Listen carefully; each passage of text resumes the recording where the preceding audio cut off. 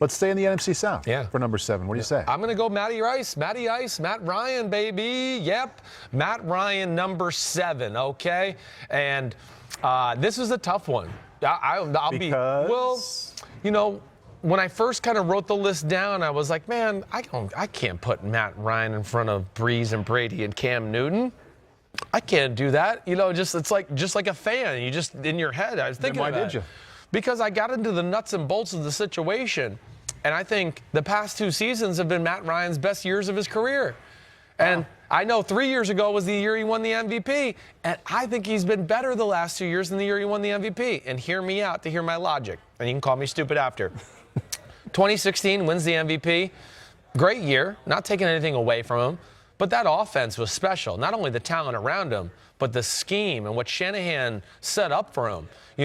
Again, anybody that knows me and listens to me, Matt Ryan throwing the ball down the middle of the field, 30 yards down the middle of the field with Julio Jones catching the ball with nobody in the screen. I know it looked great on the stats and it was awesome on highlights, but I wasn't going, oh my gosh, man, nobody in football could have done that. Throwing to Julio Jones wide open, 30 yards. So yes, it was an MVP year, not trying to take anything away, but I think a lot was served up on a platter for him, as I would say.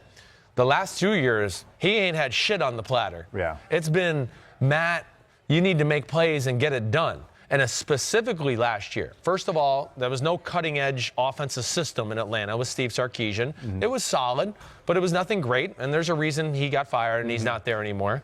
Offensive line is horrible. Yeah. Horrible. Big-time struggle. One of the worst in football last year.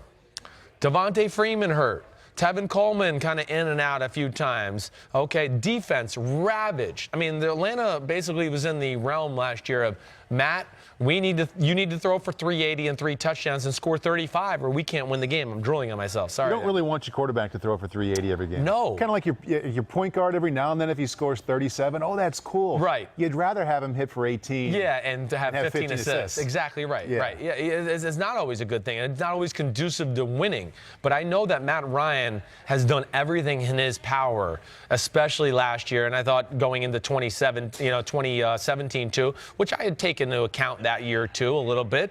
But yes, the plays he's made that aren't there systematically, to me, has gone through the roof the last few years. Just guys being tightly covered, I'm going to throw the perfect ball. Ooh, my pass protection isn't great.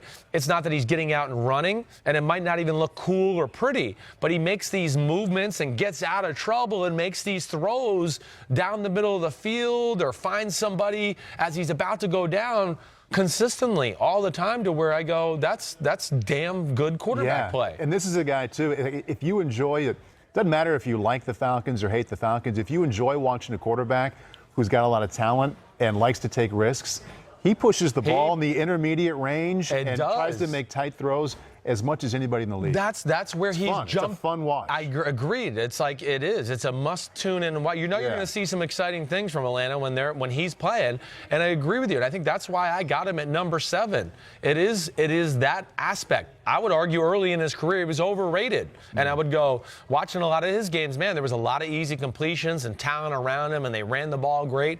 But the last few years, because the team has faltered a little bit and they've lost some coaches and they've had injuries, he's had to make the plays you're referring to. Yeah. And really, for the most part, he's really come through. Now, the defense has let them down sometimes, and there's a few games where you go, it looks like they laid an egg on the offensive side of the ball, right?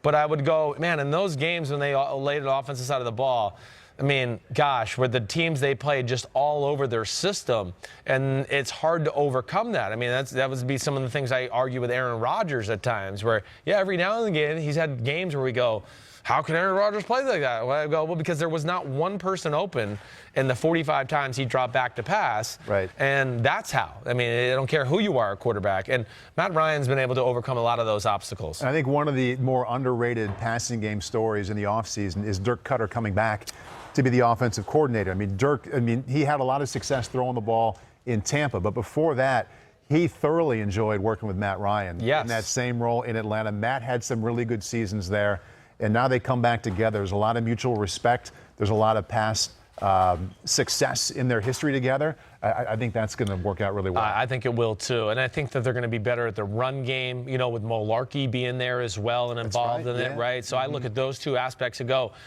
Yes, you know what's going to happen this year? Matt Ryan's stats probably won't be as good, but they're going to be a more effective offense and take some pressure off him to where at the end of the year, we're probably going to go, oh, look, Matt Ryan, he's not as good this year, whatever it is. Because, you know, at the end of the day, again, here, we're talking about Matt Ryan, who was 4th in football in quarterback rating, and you know I'm not all about that, but it's 4,900 yards, it's 35 touchdowns, and 7 interceptions. That's the year Crazy we're talking good. about, right? Matt and Dirk would probably both prefer low 4,000s. Exactly. Let's go 42 touchdowns. Let's get some more on the ground. Exactly right. Exactly. It would really help if those first couple of picks on the offensive line panned out. Yes, and that'll be big. And then, you know, they signed a few guys in free agency too. But yeah, you know, Atlanta seems like they've got their team under control roster-wise. Hopefully their defense can stay healthy. But they're one of those teams that, yeah, they were off the radar last year. But man, don't forget about how banged up they were. And I certainly expect them to be back in that playoff hunt this year. Hi, I'm Mike Tirico, and thanks for watching. Make sure to hit subscribe for the latest news and highlights from NBC Sports.